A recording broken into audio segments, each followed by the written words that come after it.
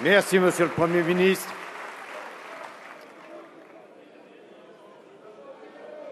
Je donne maintenant la parole à Monsieur Christian Jacob.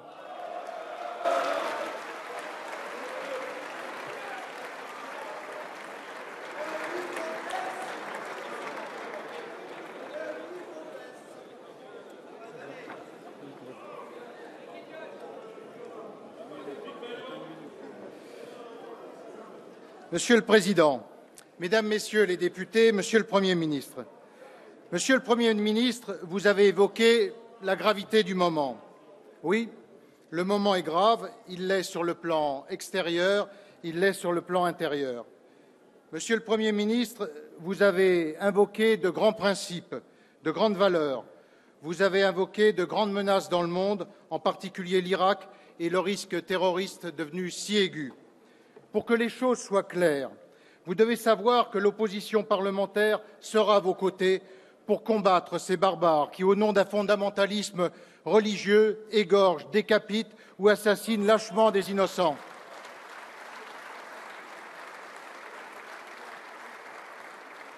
Quand ce qui nous rassemble par-dessus tout est en jeu, les Français doivent être unis. Ce sont les fondements mêmes de notre civilisation, ceux de notre République, qui sont attaqués. Et cela, aucun Français ne peut l'accepter. Si le Président de la République décide d'engager nos soldats, nous approuverons sa décision. Nous savons, Monsieur le Premier ministre, que vous aurez à cœur, comme le commande notre Constitution, d'associer le Parlement à cette décision et de l'informer le moment venu. Nous vous demandons aussi, Monsieur le Premier ministre, de prendre au sérieux les risques que votre loi de programmation militaire fait peser sur les capacités de projection de nos armées. La multiplication des opérations extrêmes impose une révision des crédits budgétaires de la défense nationale. C'est une décision qu'il faut prendre sans tarder. La France sera incapable, à brève échéance, d'assumer son rôle partout où, comme en Irak, la défense de ses valeurs l'exige. Pour que les choses soient vraiment claires, Monsieur le Premier ministre, comme vous, nous aspirons à une France puissante, respectée, écoutée sur la scène internationale. Comme vous, nous sommes heureux lorsque le Président de la République porte haut la voix de la France. Oui, les grandes affaires du monde sont importantes, mais votre responsabilité, ici, aujourd'hui, c'est de vous occuper des affaires du pays, de répondre aux interrogations, aux attentes, aux angoisses des Français. En un mot, de prendre conscience de la gravité du moment sur le plan intérieur. Les grandes crises du monde ne vous exonèrent pas de vos propres responsabilités. Quant à nous, nous ne nous laisserons pas dévier de notre mission, celle de l'opposition à votre politique. Quand l'essentiel sera en jeu, nous serons à vos côtés. Mais pour tout le reste, nous combattrons votre politique. Nous la combattrons car nous ne sommes pas d'accord sur vos remèdes pour remettre la France en marche. L'histoire nous dira un jour la trace que vous laisserez, peut-être la trace d'un réformateur contrarié par une majorité hostile, c'est en tout cas ce que vous semblez rechercher. Mais à ce stade, l'unique trace que vous aurez laissée, c'est celle d'avoir dirigé le gouvernement le plus éphémère de la Ve République. 147 jours. Pas un jour de plus. 147 jours, c'est beaucoup moins que le temps passé à Matignon par Jean-Marc Ayrault, que vous avez tout fait pour remplacer et pour écarter de ses responsabilités.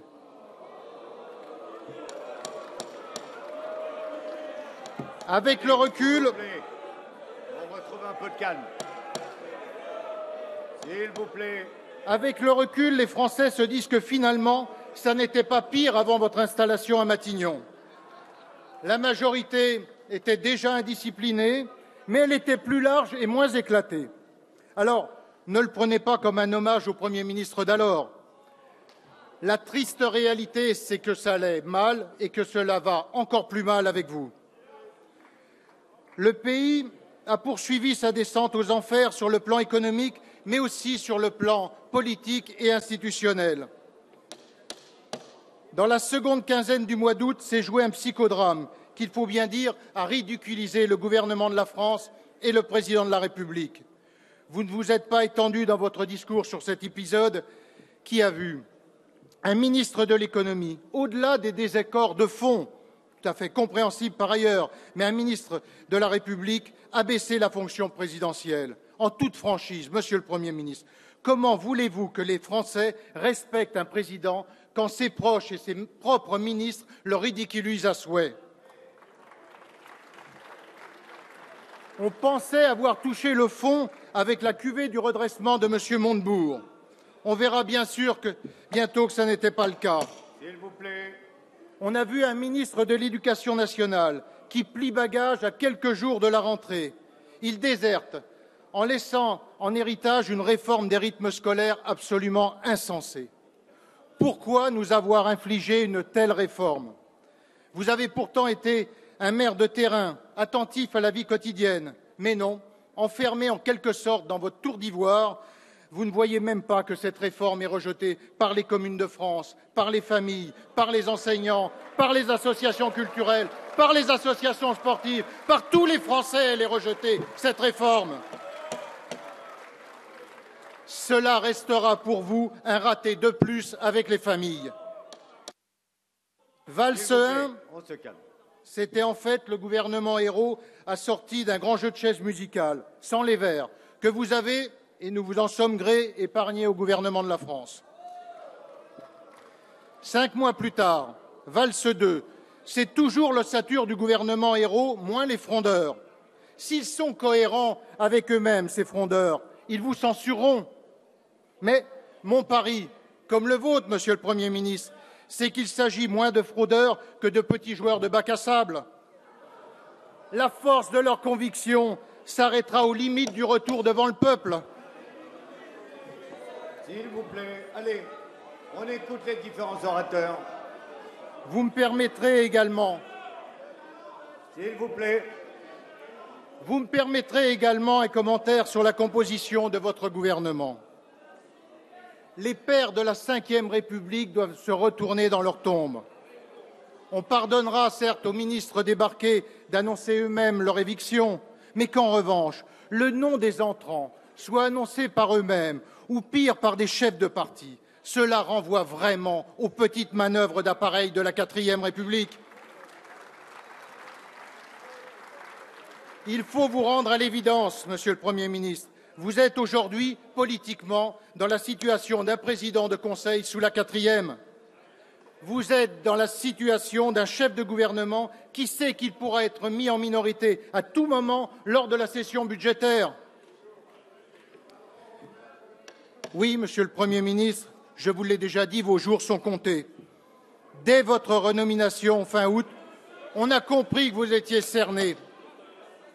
S'il vous plaît. À peine reconfirmée, Madame Taubira s'est affichée avec les révoltés du PS à La Rochelle. Quand on sait le gouffre qui vous sépare d'elle en matière de justice, une minute, en Monsieur matière Jacob. de S'il vous plaît, mes sécurité, chers collègues, on a les interventions de tous les responsables de groupe. Et je vous rappelle que c'est Bruno Le Roux qui finira cette liste. Donc vous avez tous intérêt à écouter l'ensemble des orateurs.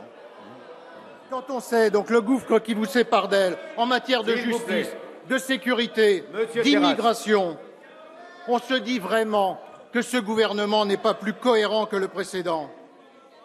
Et à propos de cohérence et de Madame Taubira, je vous rappelle, Monsieur le ministre, qu'il reste 10 jours pour faire appel d'une décision de la Cour européenne des droits de l'homme qui oblige la France à octroyer la nationalité française aux enfants nés à l'étranger de GPA.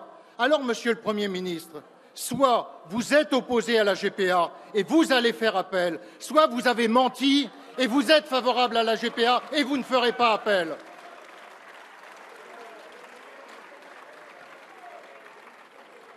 À vos opposants de l'intérieur s'ajoutent les opposants de l'extérieur, dont les rangs viennent de grossir.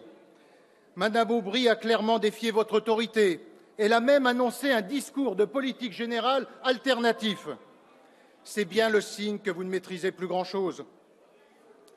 Même s'ils avaient des raisons de se méfier d'elle, les Français auraient dû davantage écouter Madame Aubry lorsqu'elle leur a dit, et chacun se souvient de sa réplique lorsque c'est flou, c'est qu'il y a un loup. Le flou, c'est celui des approximations, des mensonges de la campagne présidentielle. Le flou, c'est celui d'un programme qui se résumait à un anti-sarkozysme primaire. Alors, cela suffit pour gagner de peu l'élection présidentielle, mais cela n'a pas suffi pour porter une politique économique cohérente. Certains ont considéré que le talent de François Hollande a été de faire cette synthèse. Mais ce talent, il a fait pchit lorsqu'il a fallu commencer à gérer le pays. Voilà bien le péché originel de l'élection de François Hollande. Vous avez commencé l'été 2012 par distribuer à toutes vos clientèles l'argent que vous n'aviez pas. Et puis, vous avez été le chercher dans la poche des Français et vous les avez littéralement asphyxiés sous l'impôt. Confronté à la réalité des choses, vous avez tenté un petit virage, un tout petit virage, celui du CICE, qui a été un fiasco, celui du pacte de responsabilité, qui n'est qu'un mirage. Vous ne rattraperez jamais tout ce temps perdu pour notre pays. Il faut vous rendre à l'évidence. Vous n'avez, Monsieur le Premier ministre, ni la volonté, ni les moyens politiques d'un vrai tournant économique.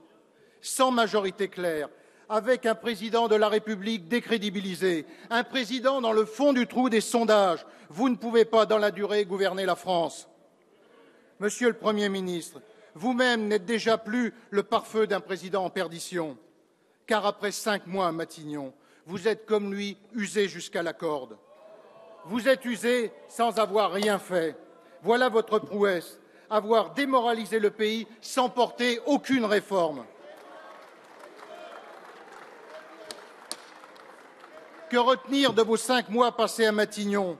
Passons en revue 2 grands engagements pris le 8 avril à cette même tribune devant les députés. Sur le pacte de responsabilité, on attend toujours le détail de la baisse des dépenses publiques et votre dispositif de baisse des cotisations salariales a été censuré par le Conseil constitutionnel.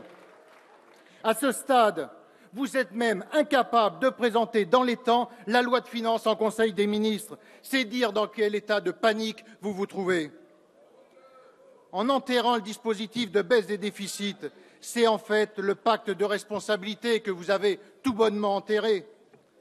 Et sur la grande réforme territoriale, en avril, vous nous aviez annoncé de nouvelles dates pour les élections cantonales et régionales. Vous avez fait voter un texte en catastrophe. Et aujourd'hui, il y a quelques minutes, à cette tribune, pour la 3e fois, vous changiez d'avis. Quel crédit peut-on encore donner à votre parole? Qu'est-ce qui nous permet de croire que dans 1 mois, vous n'allez pas encore changer d'avis? Vous ne pouvez pas continuer à traiter les élus locaux avec une telle désinvolture et avec autant de légèreté, sans parler du sort que vous venez de réserver aux départements. Mais les Français ne comprennent plus rien à votre politique, rien à vos engagements. Finalement, ce bilan est à l'image de celui de François Hollande depuis mai 2012. Ce bilan, vous ne pouvez plus vous y soustraire. C'est le vôtre, c'est celui de votre majorité. Vous êtes en responsabilité depuis 30 mois maintenant et vos jérémiades sur l'héritage sont devenues pathétiques. Vous cherchez à ressouder les vôtres en essayant de caricaturer notre action. Cela ne marche plus. Les Français voient clairement ce qui nous distingue. D'abord, votre capacité à diriger le pays.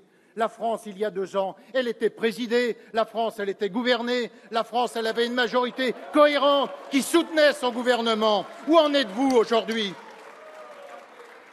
Les Français constatent jour après jour les dégâts que vous laissez sur votre chemin. Un nombre croissant de nos compatriotes souffrent, se marginalisent et ne résisteront pas longtemps encore à votre politique désastreuse. Le 8 avril, vous aviez évoqué cette souffrance. Vous paraissiez sincère. Mais au-delà des mots, où sont les actes? Où est la rupture avec cet amateurisme économique et budgétaire qui tétanise toute la société et tous les acteurs économiques? Où sont les décisions courageuses qui redonnent des perspectives, un cap ou des raisons d'espérer? Où sont les raisons d'espérer pour notre jeunesse prise au piège du chômage de masse? Où sont les raisons d'espérer pour nos jeunes diplômés qui n'aspirent plus qu'à une chose, aller tenter leur chance à l'étranger? Où sont les raisons d'espérer pour les ouvriers qui savent qu'il n'y a pas de grande nation sans industrie? Où sont les raisons d'espérer pour les contribuables qui viennent de recevoir leur avis d'imposition et qui voient le peu qui leur reste littéralement confisqué? Où sont enfin les raisons d'espérer pour les chefs d'entreprise, pour les artisans, pour les commerçants, pour les agriculteurs, écrasés sous les charges, sous la paperasse et sous les normes? Sans parler de votre attaque en règle contre les professions réglementées.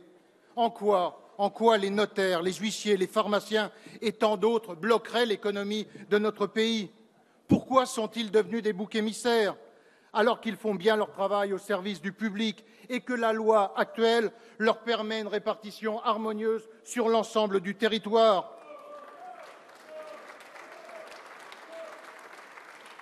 S'attaquer à eux de manière aussi violente, aussi infondée, qui plus est par ordonnance, c'est, je vous le dis, Monsieur le Premier ministre, de la pure folie. Face à ce bilan calamiteux, nous attendions un discours à la hauteur des enjeux du pays, à la hauteur de la souffrance des Français.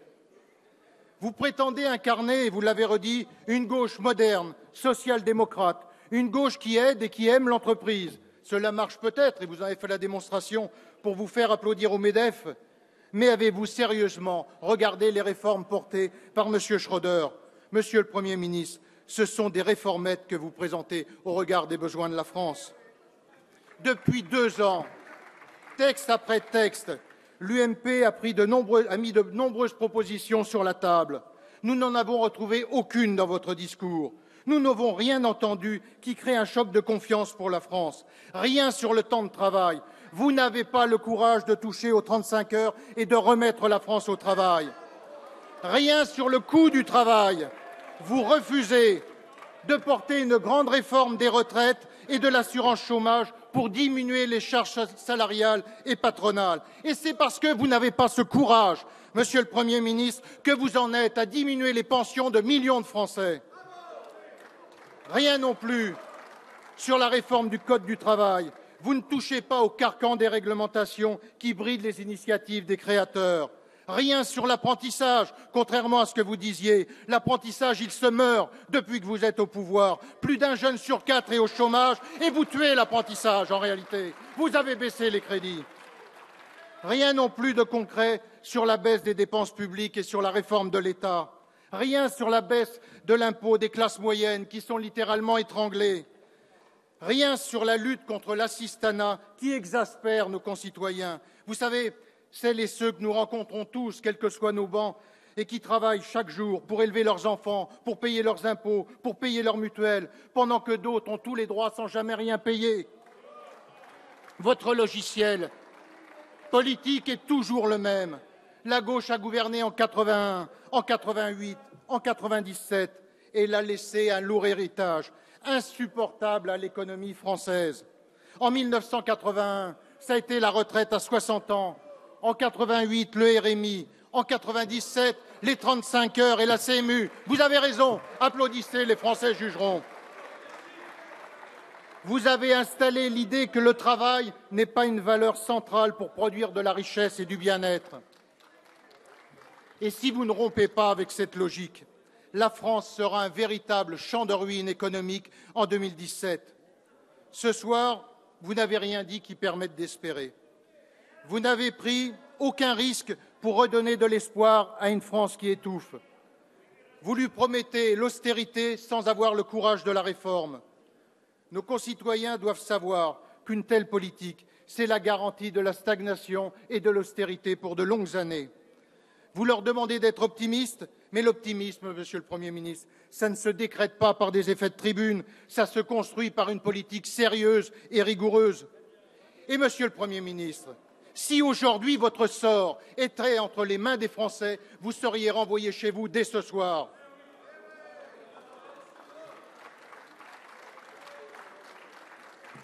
Les Français ne voient pas le chemin que vous tracez pour eux et leurs enfants.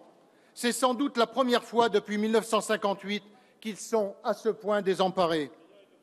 Le 8 avril, vous aviez dit être attaché à la Constitution. Avec nous, vous serez donc d'accord pour dire que nos institutions, c'est d'abord une clé de voûte, le Président de la République. La clé de voûte, c'est l'élément unique qui permet de maintenir la cohésion des multiples éléments qui l'entourent. j'ai la tristesse de vous dire, et tous les Français avec vous, que la clé de voûte s'est effondrée. C'est ce qui explique d'abord que votre majorité a éclaté, que vous n'avez pas les moyens de gouverner dans la stabilité, et il suffit de réécouter votre discours pour bien le comprendre. Il ne reste qu'un seul pilier qui vous permet tant bien que mal de tenir, le mode de scrutin des élections législatives. Si par cynisme politique, vous instaurez la proportionnelle, vous rendrez à la prochaine alternance la France totalement ingouvernable. L'UMP, fidèle à sa filiation gaulliste, vous met en garde contre ce poison. Ce poison, c'est le chaos institutionnel et politique. Croyez-moi, la France ne peut pas se permettre le luxe de cette tentation.